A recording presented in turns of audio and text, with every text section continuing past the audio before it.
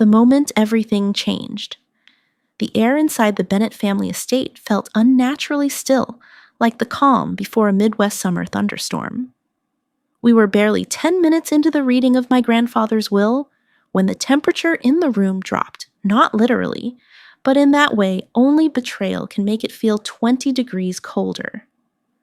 I sat frozen in the grand living room, surrounded by mahogany walls, oil portraits, and people who suddenly felt like strangers.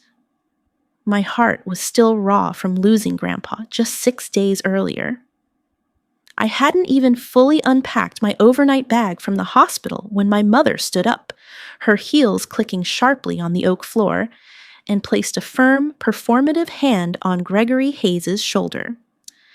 "From now on," she declared in that silky smooth voice she used when trying to mask manipulation as confidence, "Gregory Hayes will be taking over Bennett and Company Holdings."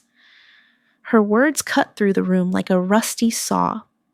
Gregory Hayes, my stepfather, a man who'd only been in our lives for 11 months, who thought using business buzzwords in conversation made him sound competent. The same man who'd once joked over Thanksgiving dinner that kids fresh out of college shouldn't be running lemonade stands, let alone a corporation. He looked smug now, too smug, as if he were sliding into a role he'd been rehearsing for in secret. I glanced around the room. No one else seemed surprised. My uncles, aunts, and even a few board members were expressionless, as if this had already been agreed upon in some backroom deal at a country club somewhere in upstate New York. But there was one massive problem with their assumption.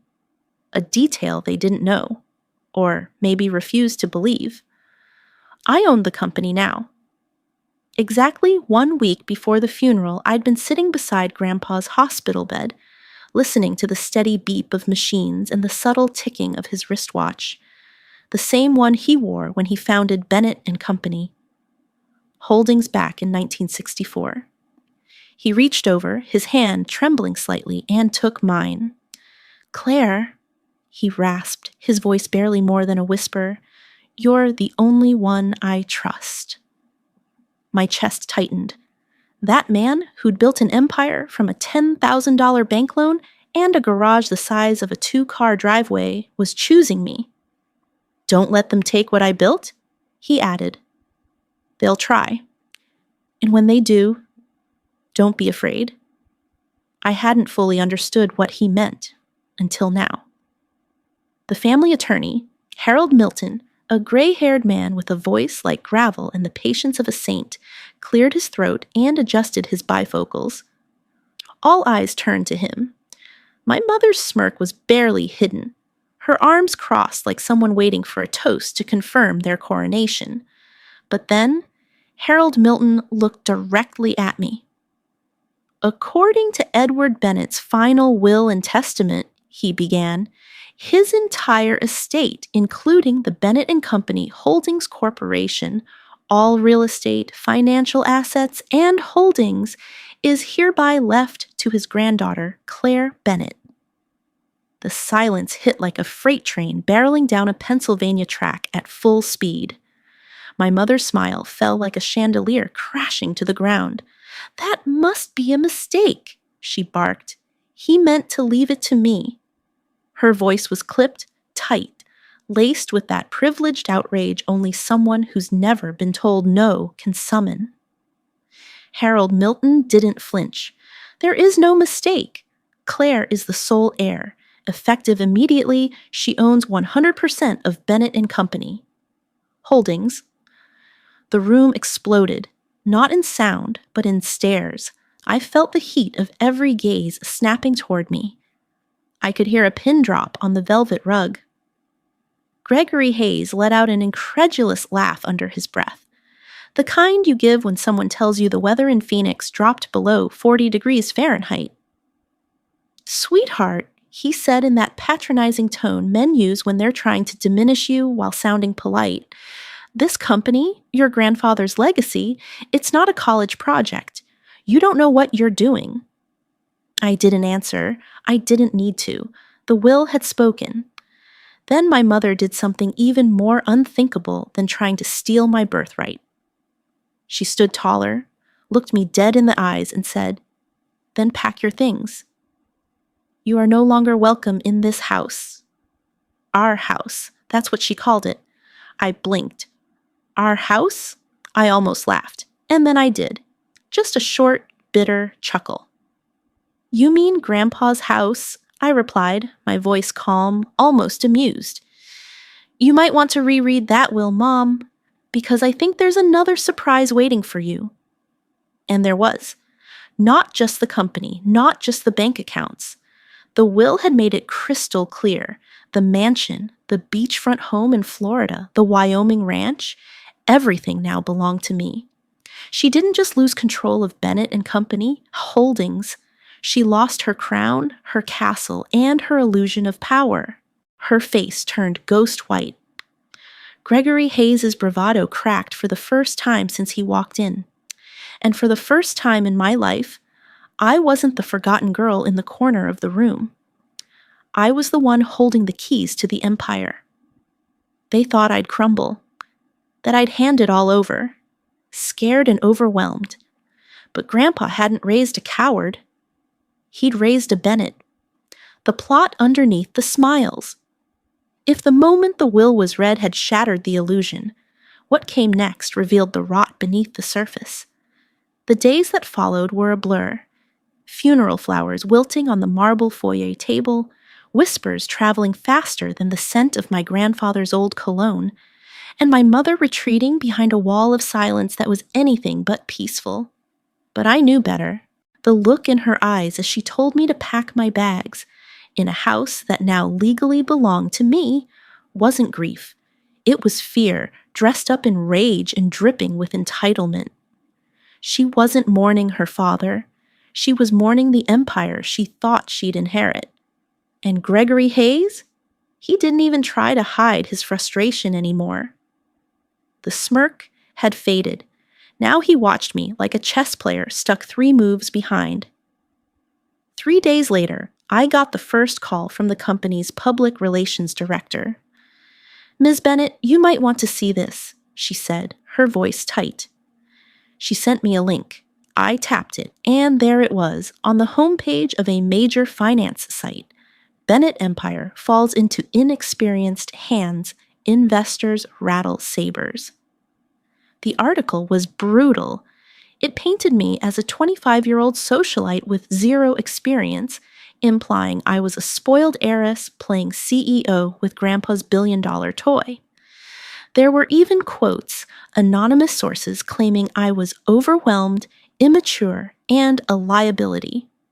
It was like someone had taken my worst insecurities and printed them in 12-point Times New Roman for the entire country to read. I knew exactly where it came from. Gregory Hayes. He had the connections. He'd once bragged at a family dinner about knowing an editor at the journal who owed him a favor. I bet my grandfather's Rolex that he made those calls the moment he realized I wasn't backing down. The goal was simple: turn public opinion against me before I ever stepped foot into the executive suite. But the real dagger came the next morning. I walked into the executive boardroom, 36 floors above ground with sweeping views of the city skyline, and found the board of directors already seated. These were people who had been with Bennett and Company, holdings for decades. Most of them had known me since I was a teenager, when I'd shadow Grandpa in flats and a notebook. But now, they barely looked at me.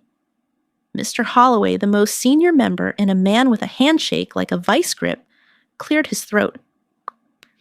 "Claire," he said, his tone formal, "we need to talk about your leadership transition. Some of us are concerned." There it was, the setup. I let him speak about legacy, about protecting the company's value, about doubts. Then Mr. Langston chimed in with his phone in hand. "The media coverage isn't good," he said bluntly. "Stocks already dropped 3.2% since the announcement. Investors are spooked." It wasn't a meeting. It was an ambush. That afternoon, I found a sealed envelope slid under the office door of the CEO's suite. My office now.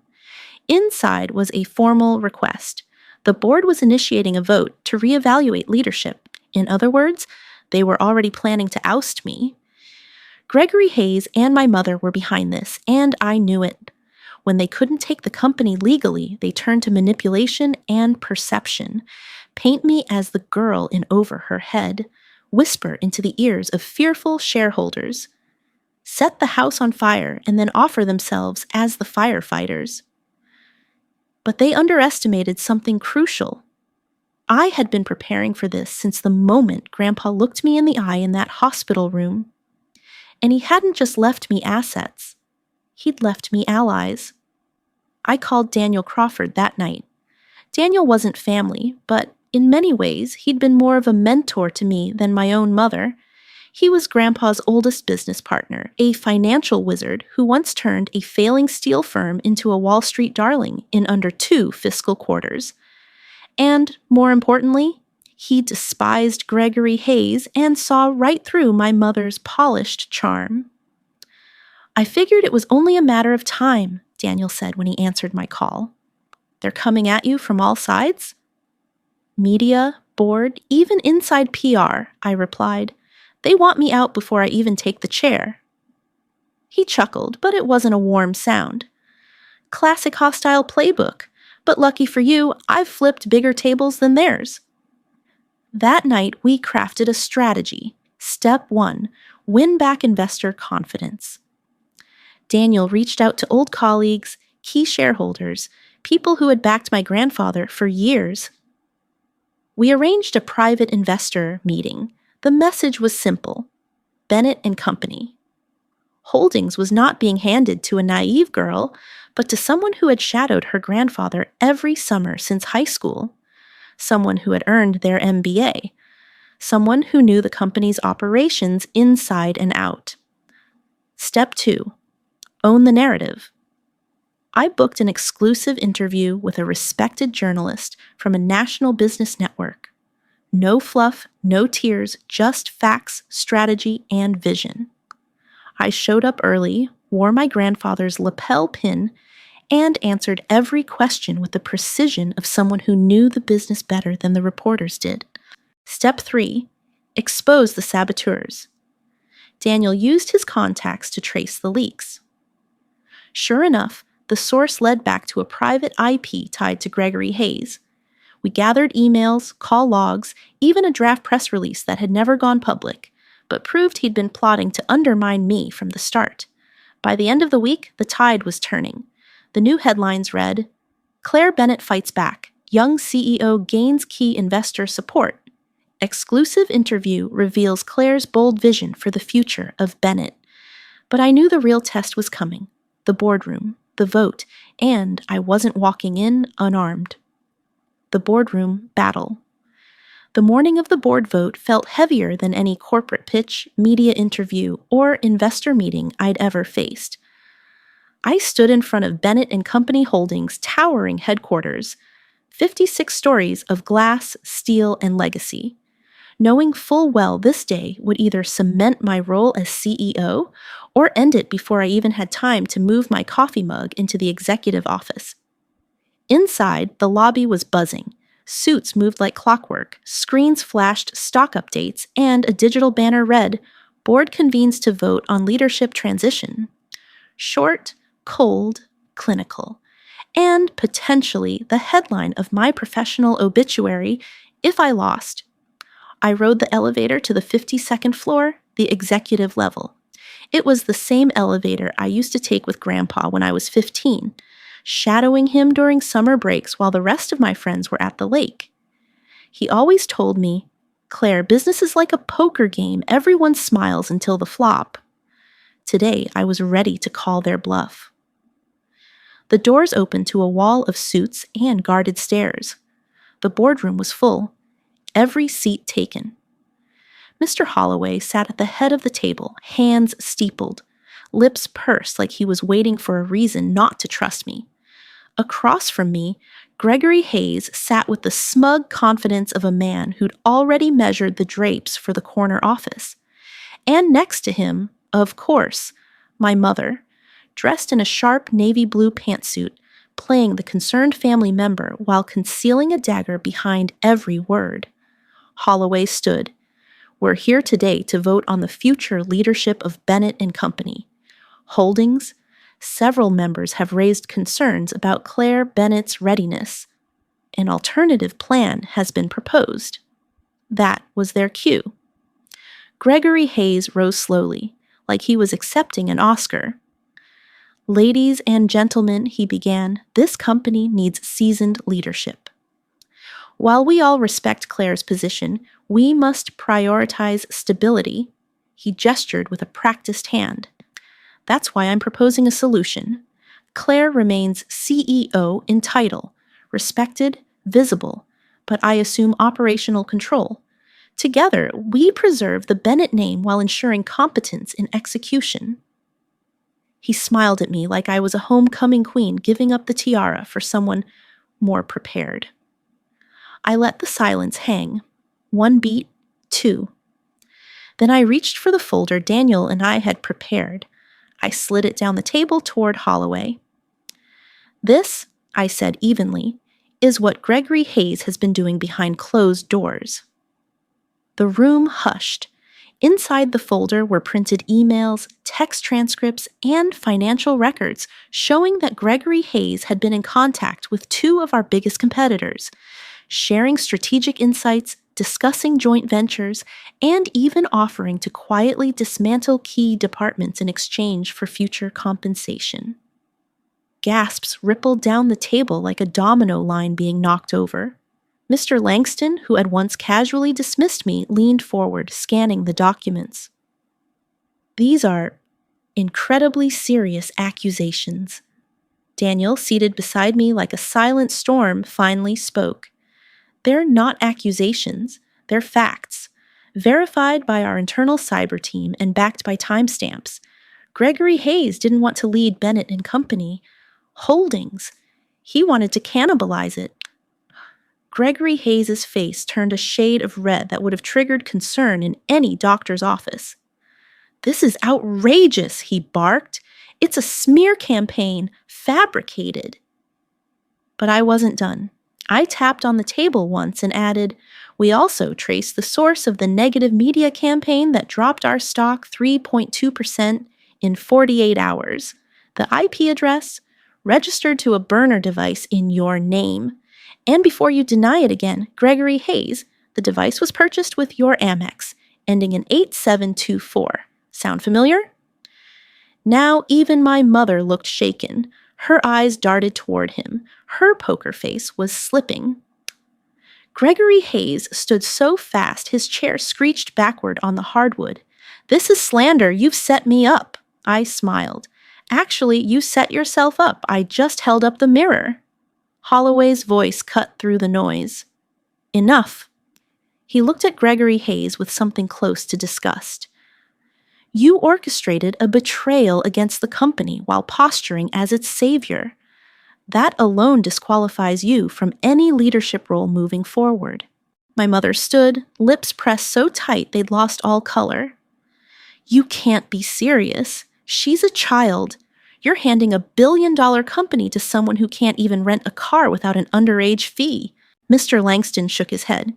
Your daughter just outmaneuvered half the board, rallied investor support, cleared her name in the media, and exposed a coordinated sabotage campaign. I think she can handle a quarterly earnings call. That did it. Holloway cleared his throat. We'll proceed to the vote. One by one, hands went up around the table. Mine last. The final count, unanimous. Gregory Hayes' shoulders sagged like someone had just cut his puppet strings.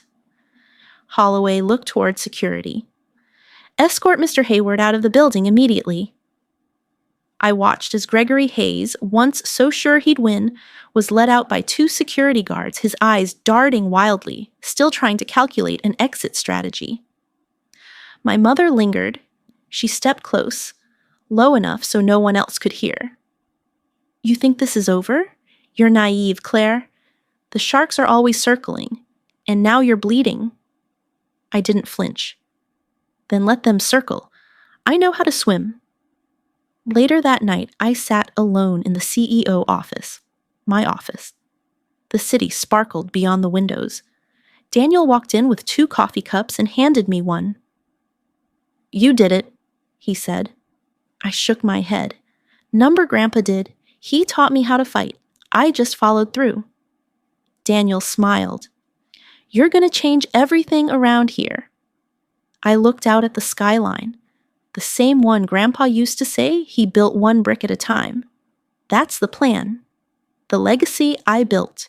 A year after I watched Gregory Hayes get escorted out of the building and my mother leave with a whisper of venom on her lips, I stood at the front of a hotel ballroom in Chicago, bathed in warm light, facing a sea of executives, media, and rising entrepreneurs.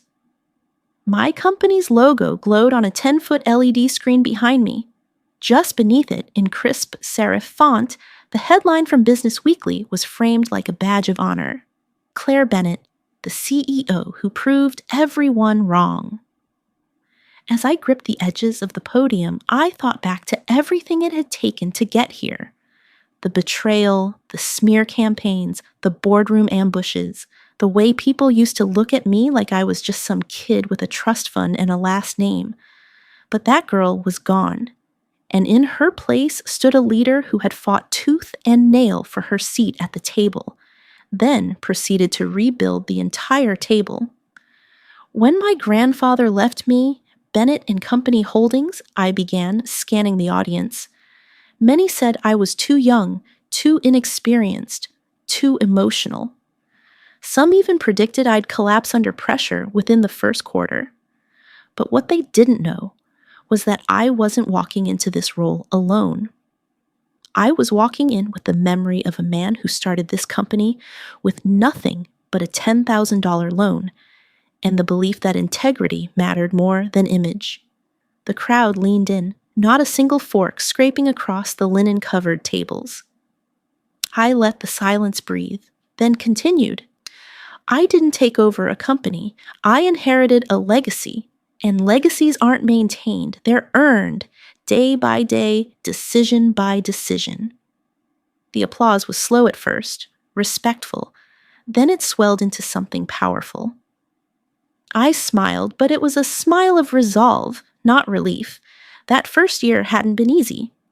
There were nights I didn't sleep, nights I walked the 37th floor of our headquarters alone at 2 a.m., rereading financial reports, rehearsing board presentations, and praying I wasn't in over my head.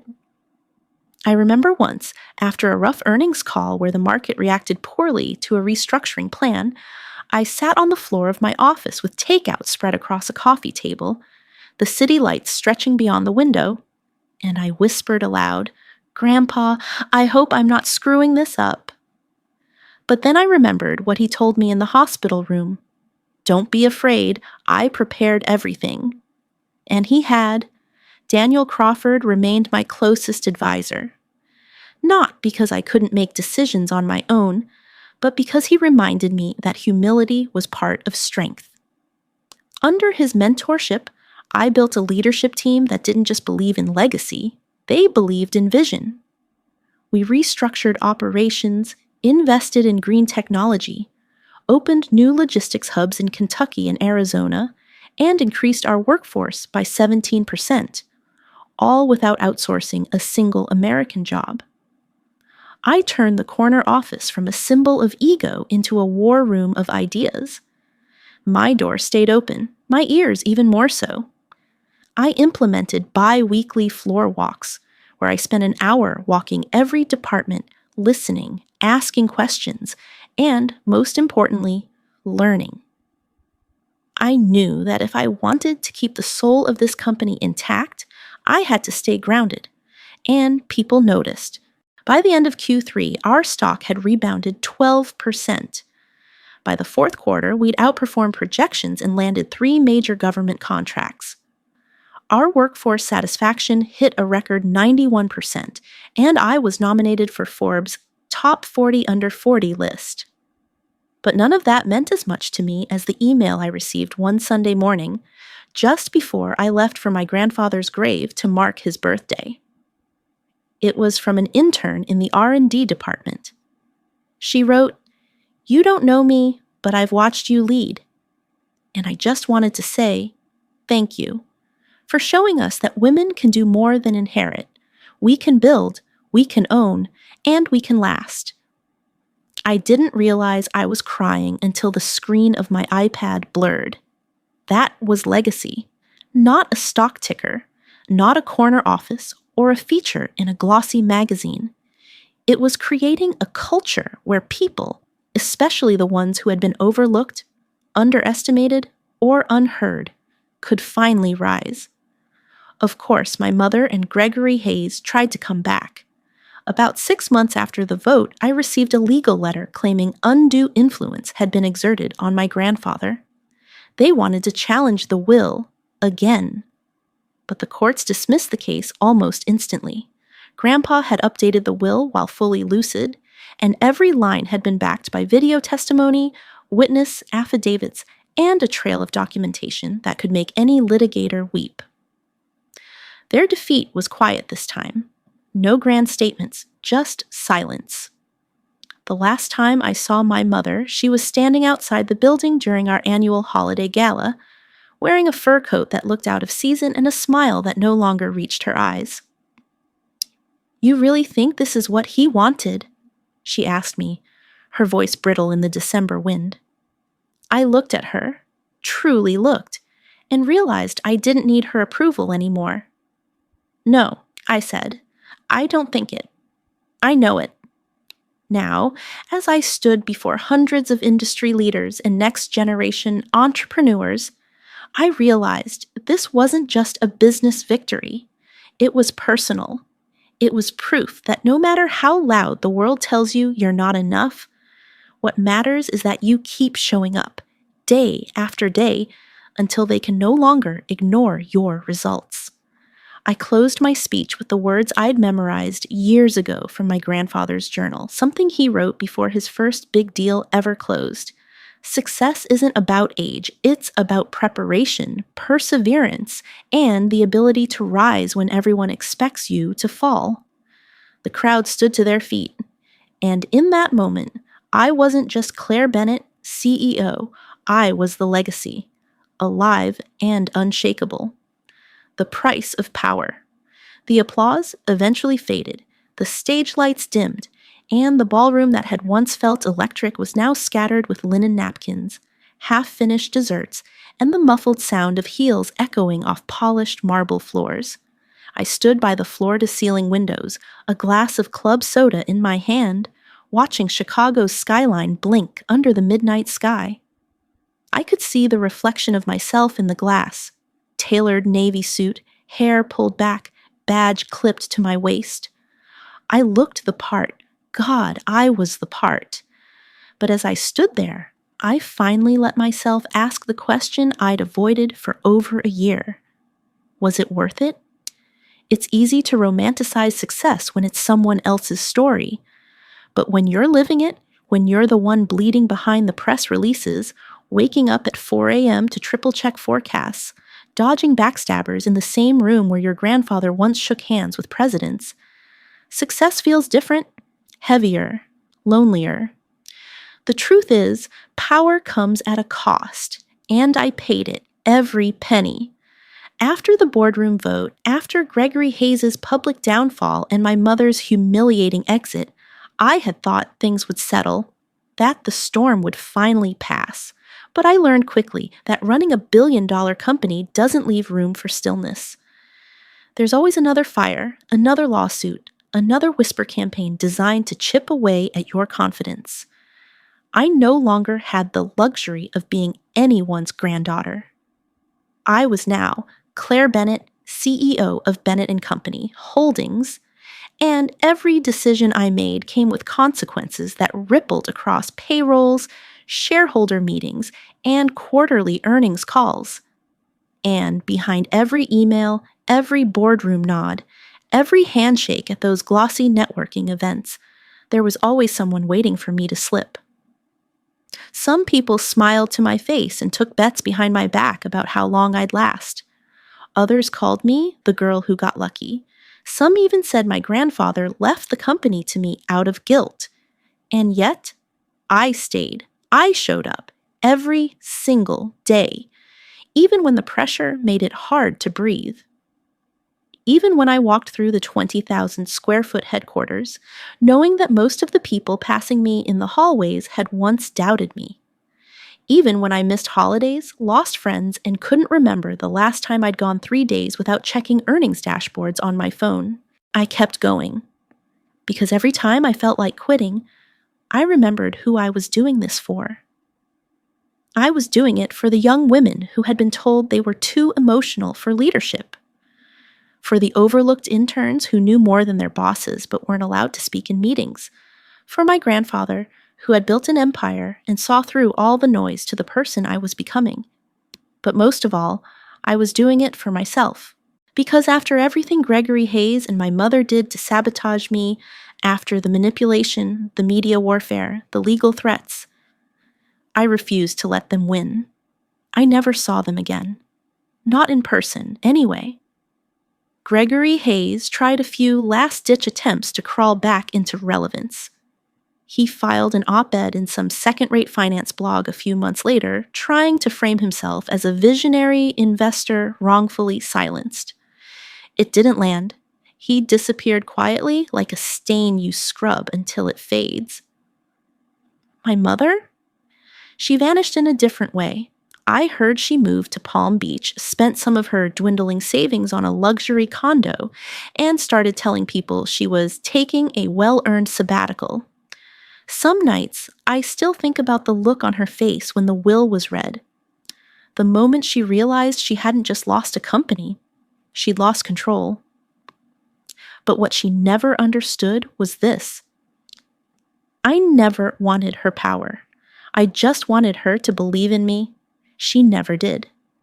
But I stopped needing it. That too was part of the price. With power comes independence, and with independence comes isolation. You learn to celebrate your wins quietly and mourn your losses alone. There were no parades, no champagne showers when I hit my first $1 billion in revenue. Just a quiet sense of what's next. And that's the thing about legacy. It's never static. It evolves. It expands. It demands more. So I began mentoring, quietly at first. A few phone calls with college-age women navigating finance internships.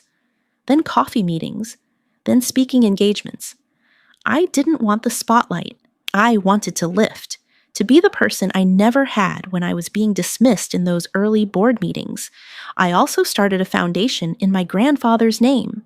One that funded scholarships for low-income students pursuing business, technology, and entrepreneurship. Not just Ivy League hopefuls, kids from small towns, single moms going back to school at 40, veterans rebuilding their careers. People like him, people like me. I never told the press about it. That wasn't the point. And maybe that's what makes power worth having. Not the title, not the balance sheet, not the corner office, but the ability to build something that outlives you. Something bigger than your pain. Something stronger than your past. Something real. As I left the ballroom that night, I paused at the edge of the parking structure, 14 stories up, and looked out over the quiet, steady heartbeat of the city. The wind was crisp. 42 degrees Fahrenheit with the kind of chill that cut through wool. I pulled my coat tighter around me and smiled. Not because it was over, but because it was just beginning. In life, legacy isn't handed down, it's earned.